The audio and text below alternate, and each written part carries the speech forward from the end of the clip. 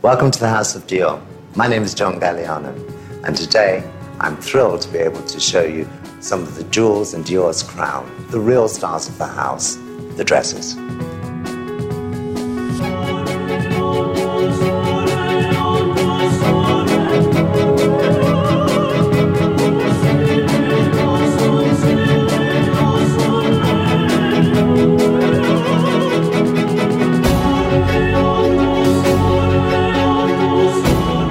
La Jolie Victoire.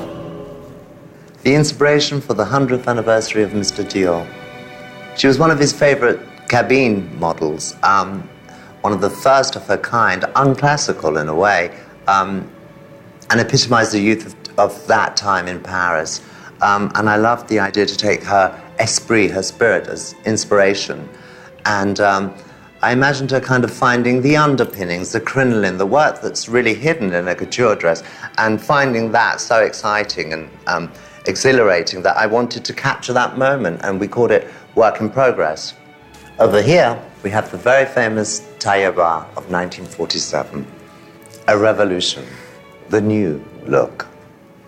This beautiful jacket, soft draped bosom, tiny, tiny waist, and slightly accentuated hips. Was all the rage, worn over this full pleated skirt, which caused a scandal. And over here, we have another new look, La Cocotte. Incredibly streamlined silhouette, slightly gathered, accentuating the hips, very simple fastening, single-breasted opening, top collar in black, again molding the bosom, and then this extraordinary workmanship at the back here, which gives it this very, very edgy, very kind of contemporary look.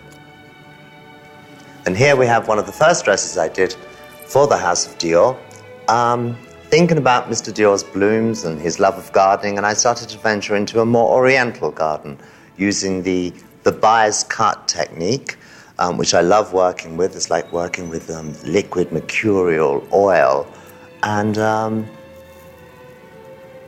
fond memories of that one. And then we have another new look, a reinvention, Jaquetta, Autumn-Winter 2003. Here, I'm playing with the mix of both masculine tailoring and the very feminine fluid, and almost trying to evoke the passion, the discipline, the sound of flamenco. This was inspired by one of my research trips to Venice and Tuscany, which rekindled my passion for Renaissance art. And here you can see we took direct inspiration from articulated pieces of armor, again mixing that very taille, synonymous with the House of Dior, and the more flou skirt. I wanted to turn couture on its head. This is Natalia's outfit from a collection that was subsequently known as Le Clochard.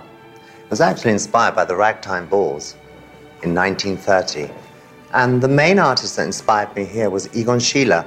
I just loved the idea of this wonderful muse escaping from the canvas and trying to evoke that illustrative line, actually using real paints and emulsion on the toile, then layered with tulle to give these very painterly strokes to the dress.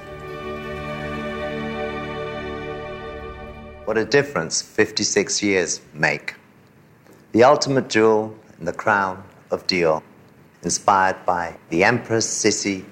And here you can see, really, the workmanship, the craftsmanship, innovation, luxury, Dior. Today was just a taste of all the ideas that you'll find at the House of Dior. In my quest for inspiration, I hope you've enjoyed the results, the creative passion that's involved in producing these stars. After a decade at Dior, it still feels like my very first day at this house. I'm driven and still inspired to bring back glamour and luxury to the streets and to the salons of Paris.